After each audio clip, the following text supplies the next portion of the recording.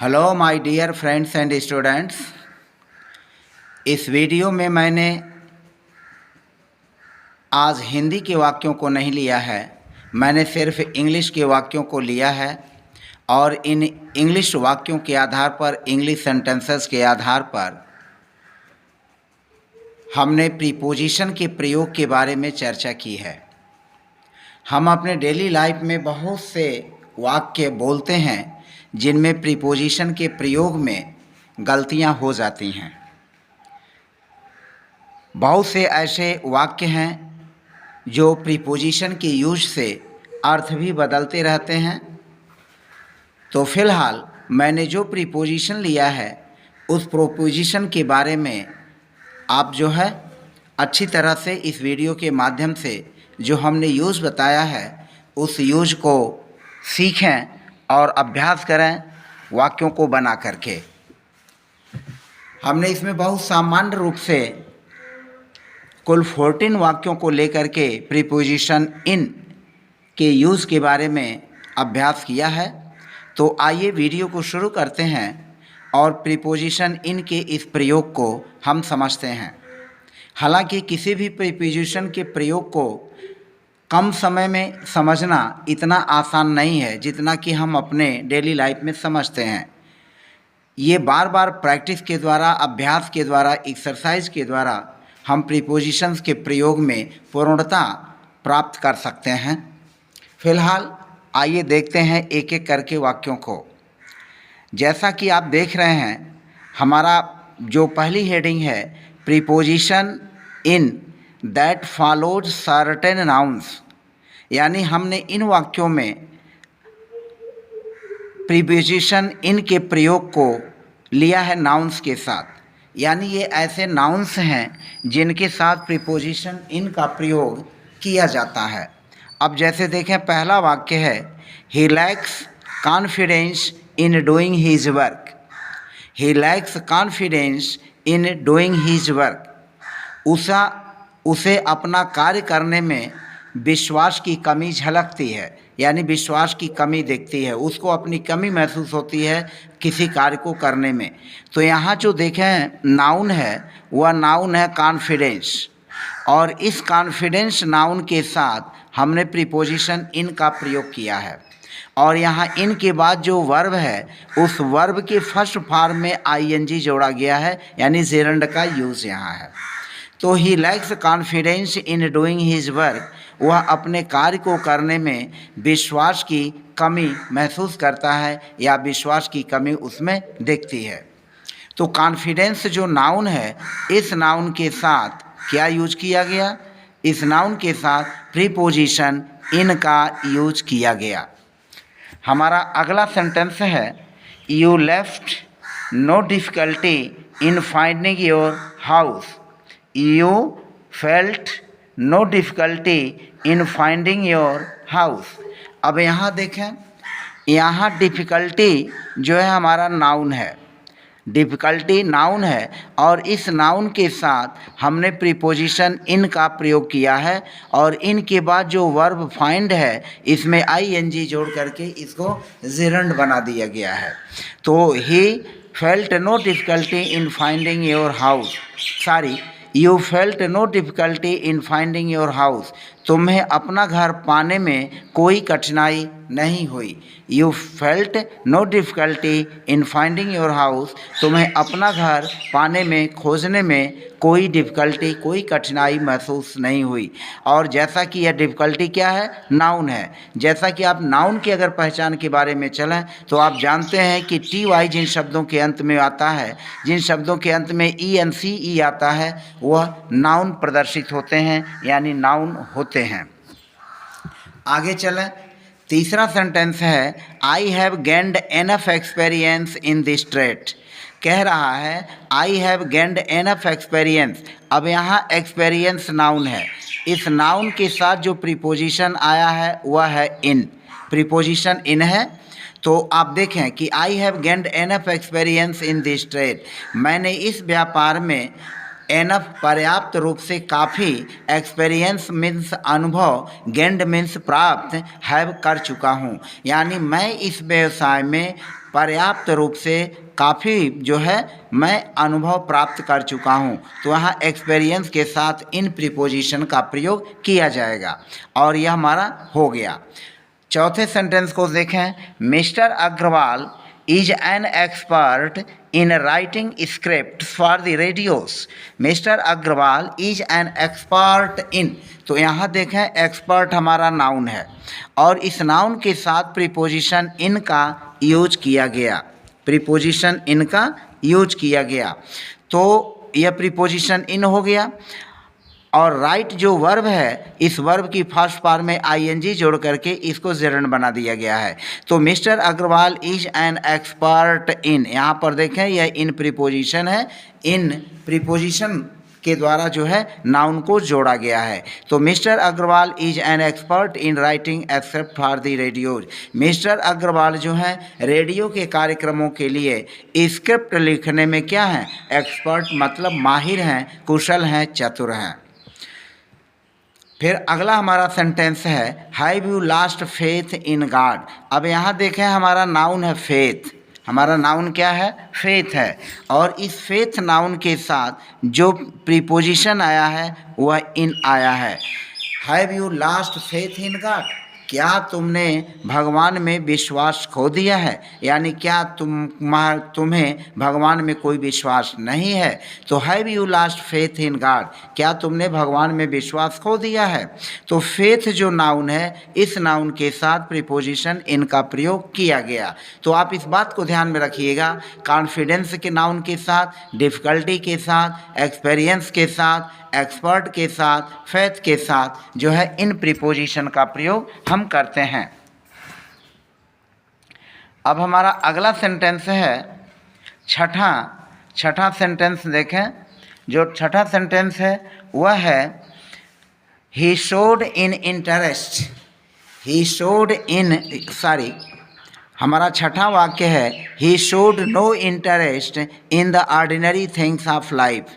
ही showed no interest, तो यहाँ जो इंटरेस्ट है यह हमारा क्या है, इंटरेस्ट जो है नाउन है। यहाँ इंटरेस्ट नाउन की भांति जो है प्रदर्शित किया गया है।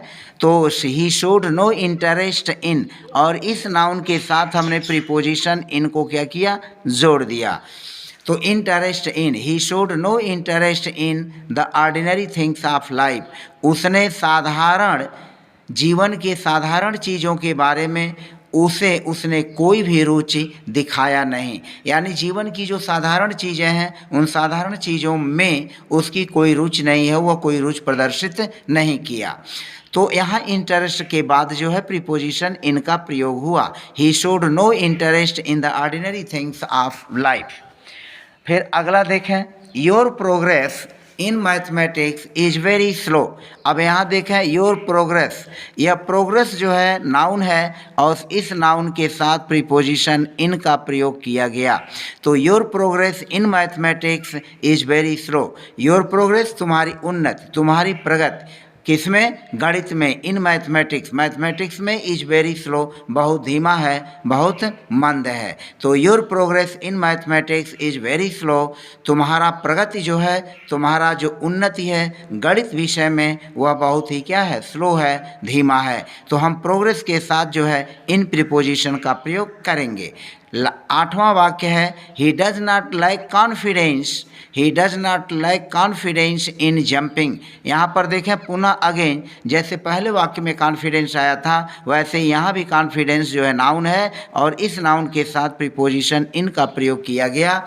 और यहाँ जंप वर्ब है, जंप वर्ब के बाद यहाँ आईएनजी जोड़ करके इसको जेरंड बना दिया गया। और जो है he does not like confidence in jumping, कूदने में वो जो है उसके विश्वास में कोई कमी नहीं है, यानी उसके कूदने की प्रक्रिया में जो जंपिंग का काम है उसमें उसके विश्वास में कोई कमी नहीं है।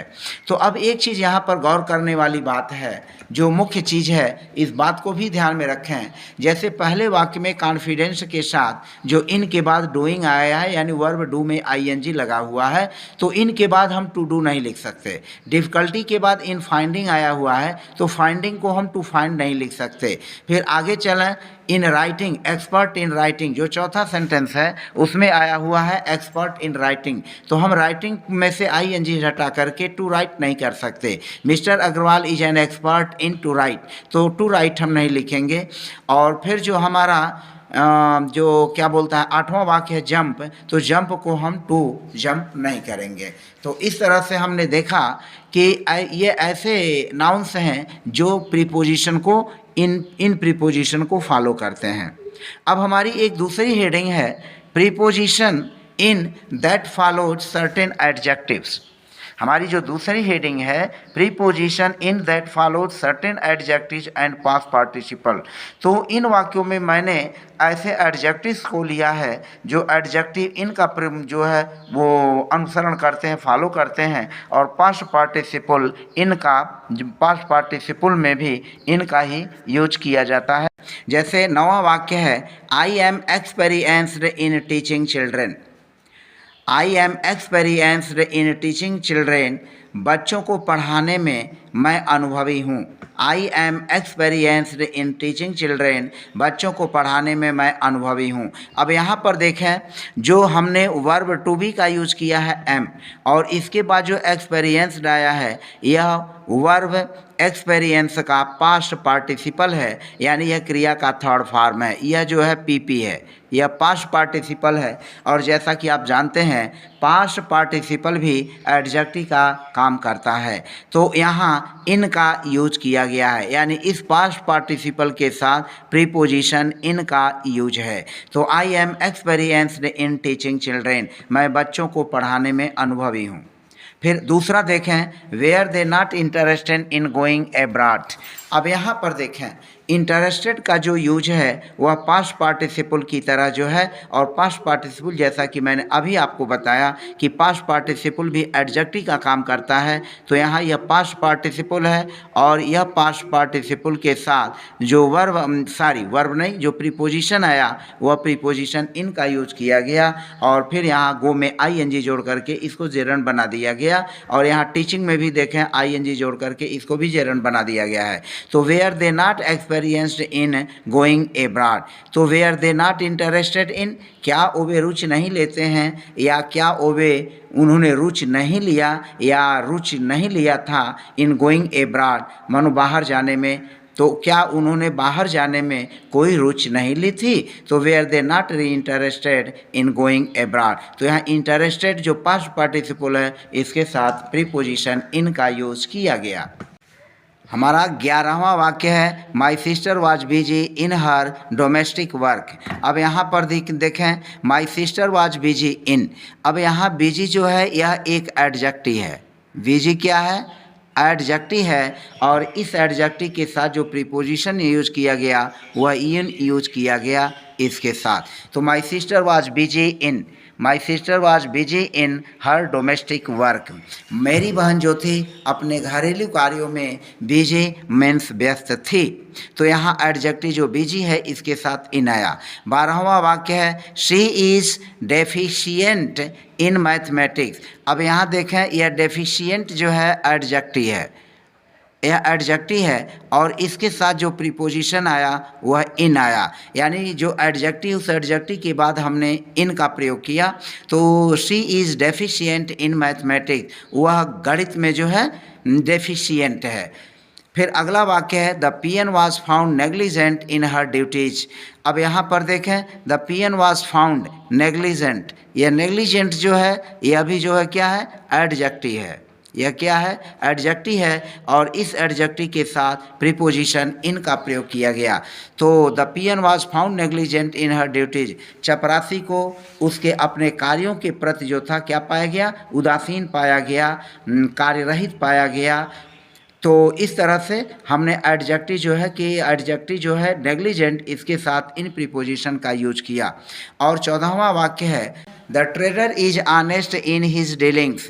ट्रेडर यानी व्यापारी, जो व्यवसायी है, वह अपने कार्यों के प्रति ईमानदार है, अपने व्यवहार के प्रति, अपने जो है उसके प्रति क्या है, व्यवहार के प्रति, डीलिंग्स के प्रति जो है ईमानदार है। तो अब यहाँ पर देखें ऑनेस्ट जो है एडजेक्टिव है, या ऑनेस्ट क्या है, एडजेक्टिव है, और इस एडजेक्टिव के साथ इन का प्रयोग किया गया। तो the trader is honest in his dealings, व्यापारी जो है अपने डीलिंग्स के प्रति क्या है, ईमानदार है, ऑनेस्ट है। तो इस तरह से आपने देखा कि हमने आपको 14 सेंटेंसेस के माध्यम से प्रीपोजिशन इन के 2-3 यूज़ हमने बताए। पहला ऐसा यूज जो सर्टेन नाउन्स के साथ हम प्रीपोजिशन इन का यूज करते हैं, कुछ ऐसे एडजेक्टिव्स होते हैं, विशेषण होते हैं जिनके साथ हम इनका प्रयोग करते हैं, और फिर कुछ ऐसे पास्ट पार्टिसिपल्स होते हैं यानी वर्ब की थर्ड फॉर्म होते हैं जिनके साथ हम प्रीपोजिशन इनका प्रयोग करते हैं। तो फिलहाल आज की वीडियो में बस इतना ही रहने देते हैं। आप क्रमशः जो है नेक्स्ट वीडियोज़ में स्टेप बाय स्टेप प्रीपोजिशंस के यूज को सीखते रहिए।